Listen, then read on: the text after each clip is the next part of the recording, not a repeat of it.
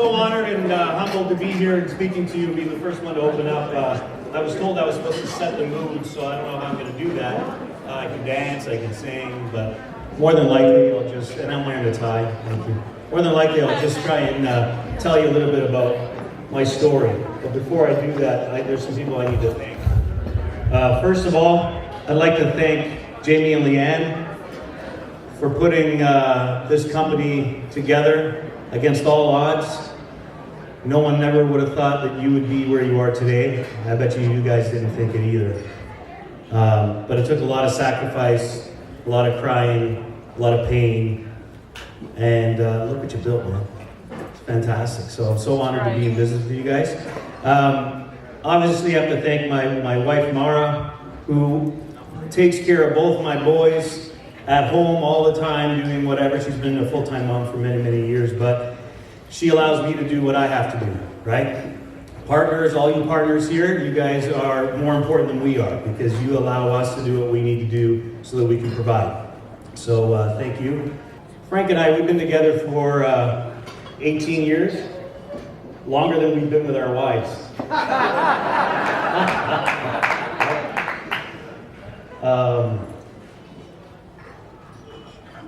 I couldn't have taken this journey without him for two reasons. One, he's my brother, but the other one, I trust everything he does. Full trust. He did the research, he looked at everything, and I said, okay, as long as you think it's good, I'm gonna come with you. We're gonna do it together. And Laval, without the three of us, I don't think, being sued and all that stress that we had for the first 6 months in this business, there wasn't a day we didn't want to quit. And there wasn't a day, I spoke about it today, there wasn't a day that we didn't believe in Jamie and Leanne because we were scared. But we had to follow his vision. We had to go forward with that. We had to make sure that, listen, I'm not experiencing anything good right now, but he keeps saying to me, Mauro, don't worry, it's going to happen. Mauro, don't worry, it's going to happen. I promise you, you're going to have the biggest hierarchy. You're going to be like a Bobby Buisson or a Hector Lamarck. And for those of you who don't know those names, we do, so it's okay. Just big guys. And I said, okay. I still don't see it, but okay. And 3 short years later, it's happened. So thank you so much for that. Thank you, my team, everybody. My recognition is nothing without you. This business, us leaders, us EDs, we are nothing without our people. Absolutely nothing. Okay? So when we get recognized, you guys need to applaud yourselves because the reason why we get recognized is because you guys are doing great things. So I want to applaud.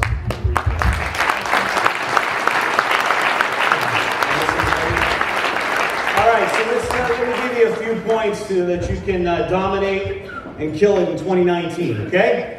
Yep. Let's start with be committed. What do I mean by be committed? Being committed is, would you agree that most businesses are tough? Yeah. All businesses are tough. Aren't they ugly? You know? Anybody ever experience a chargeback? Yeah. Anybody ever experience someone not showing up that said they were going to come? Anybody not being able to pay their bills because you were waiting for that commission check to come in, but it didn't come in because something got screwed up, or maybe they changed their mind. Okay? And how about when you go for a competition or something and you try to compete and you do your best, but you lose? No one likes to lose, right? Does anyone like to lose? You know, everyone likes to win. When you lose, what happens? When you lose, there's two reactions you have. One is to fight, and one is to flight.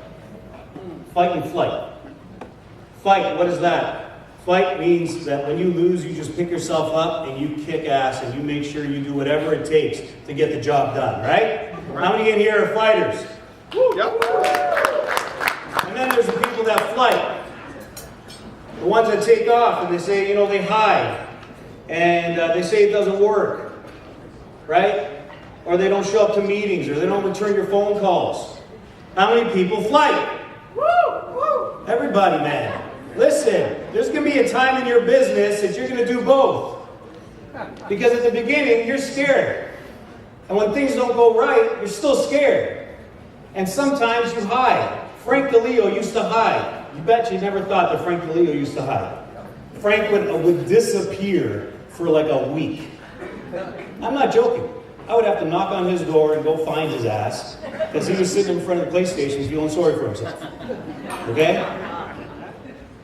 But then he learned that he had to fight for what he wanted. So we all go through that. So don't feel bad about it, and just don't stay down too long. Just make sure you fight, okay?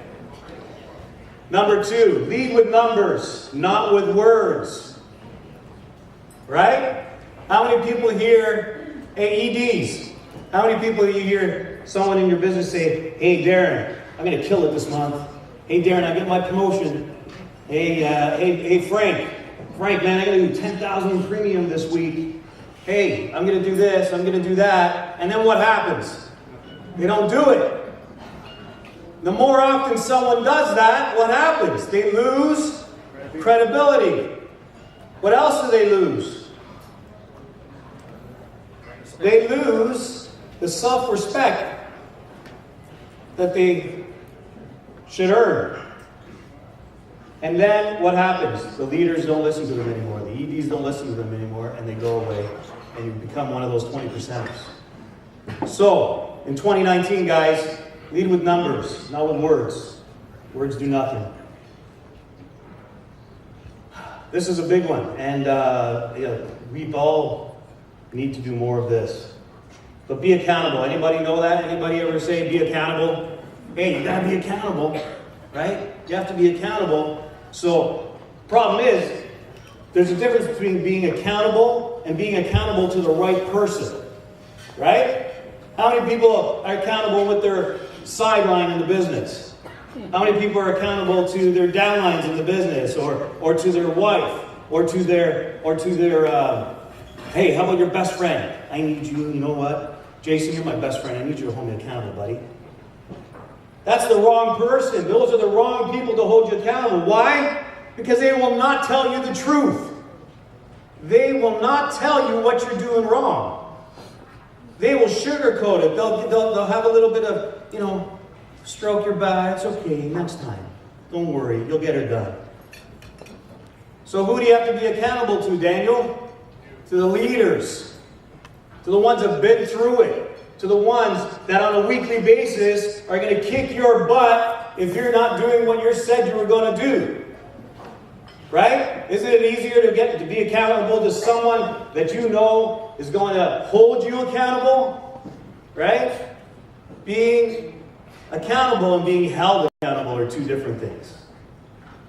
You need to find someone who's going to hold you accountable. Okay? Whew. It's not bad. I wrote this stuff down. Usually I just shoot from the hip. Study yourself. Study yourself. That's the next one. I hope you guys are writing this down. Study when you get angry. When you get angry, you explode at someone, whether it be at work, whether it be with your spouse, whatever. Take a step back, grab a piece of paper and a pen, and write down what made me angry, what made me react that way. What was it? Was it something they said? Was it someone else said and made me think something different? Okay? But don't just do it when you get angry. Do it when you're excited. Write it down. What made me excited today? What made me speak like an awesome speaker today? What made me feel happy? What made me feel joy?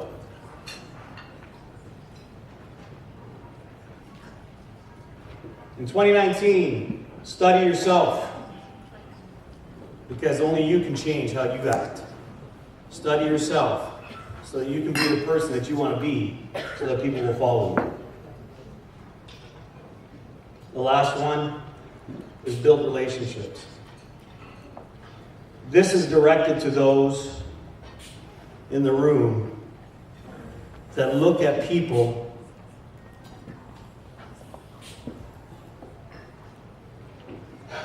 that look at everybody in their life as a piece on a chessboard.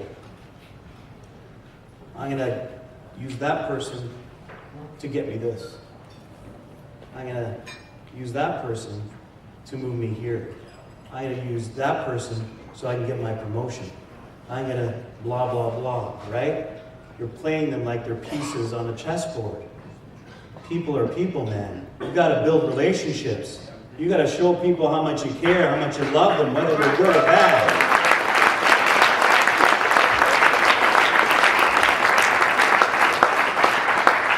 I'll give you an example. All those times that Frank and I didn't get along, and trust me, there was a lot. And if I ever looked at him and says, you know what, I can't deal with this anymore. He's not going to get me where I want to be. He's just, forget it. Right? We wouldn't be here today. But I had to pour my love and myself into him until he got to where he wanted to be and he did what he had to do. Do that. There's tons of people out there in your business that love you because they joined. And they want to follow you. Don't treat them like garbage. If you're going to build a big, massive business in 2019, you're going to need a lot of people, right? Yep. So, do the right job with people.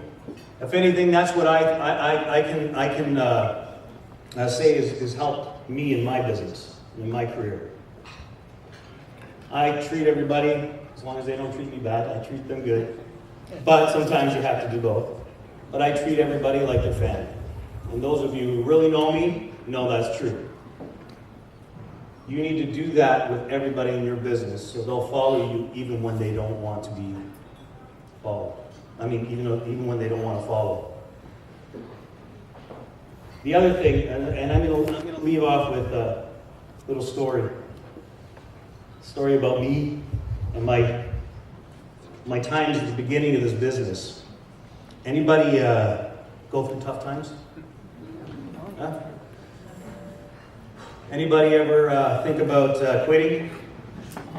Man, I used to think about quitting every single day. But I didn't. Because there was nowhere else for me to go. Hey, grade 13, diploma. The only reason why I got that diploma was because of music, and I scored 95 on that, so that brought my average really up high. Never went to school, post-secondary school. Grew up in a family, an immigrant family. My dad suffered from bipolar disorder, so it was a very ugly childhood. And I don't want you to feel sorry for me. It is what it is. Never had an example of anyone who could lead me to the promised land. Never had business owners. Never had entrepreneurs. Never had that stuff. So guess what I did? Followed the same steps. I got jobs. I had jobs here. I pretty much had every job. I delivered water. I was a waiter. I was a busboy. I was a dishwasher. I worked construction. Far stretch, Italian in construction. I pretty much did that. And then I worked at a paint store, and that's when I was introduced to the industry. And someone said to me that you could, I remember this guy that I went to a meeting, and he was standing up front, and he had white hair, believe it or not. See, now it became him. He had long white hair. He looked like an eagle. He was so present. And he's walking back and forth saying, you can make 100 grand, you can make 100 grand, you can become a leader and all this stuff. And I was like, what's a six-figure income? I had no idea what a six-figure income was. That's how, I was out. No, I knew nobody, right? I said, what's a six-figure income? You make a six-figure income. What is that? Right? And I said, well, shit, if you're going to take a shot on me, why not? I got nothing to lose. And that's what I did. I did it. Full time, both feet, jumped in, never looked back. But there were times that I was so broke, I had no clue what the hell to do next. I was calling people for $20 gas. I was checking my bank. I memorized my bank card and the phone number so I can check my bank balance before I even pumped gas. Okay? But I was still committed. Listen to this story, guys. I love this story. Jamie reminded me about it. Oh my God, this was freaking great. There was a big leader in Coburg that was doing a meeting. And this was before Frank was even in the business. And he was a senior national sales director, $1 million earner. I had to go see this guy, right? I had to. Everyone was going to be there. I had to go. Get in my car. I lived in Newmarket. So Newmarket, Coburg, if anyone knows, it's pretty far. Okay? It is pissing rain. Okay? Get in my car in the garage, I back out, go turn on my wipers. The motor just stopped. I'm like, what am I gonna do? I gotta go to this meeting. And I'm trying to, you know, most men, they open the hood.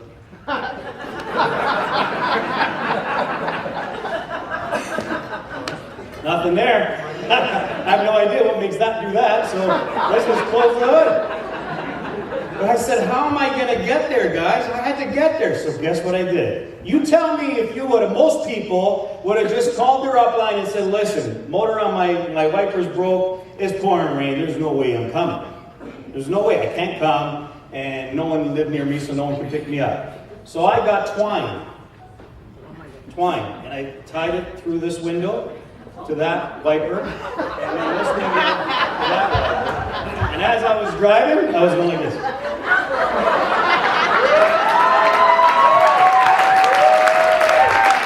True story, guys, I swear to God, it's a true story. I had to make it to that freaking meeting, okay? That's commitment. No excuse, sir. Listen, at the end of the day, I'm going to end with this. It's not supposed to be easy. It's going to be tough. But I promise you one thing. It's damn worth it. 3 years, and I'm living the dream. I wake up, I have no idea what's going on most of the time. But I'm living the dream. God bless you all. Thank you so much. Have a great night.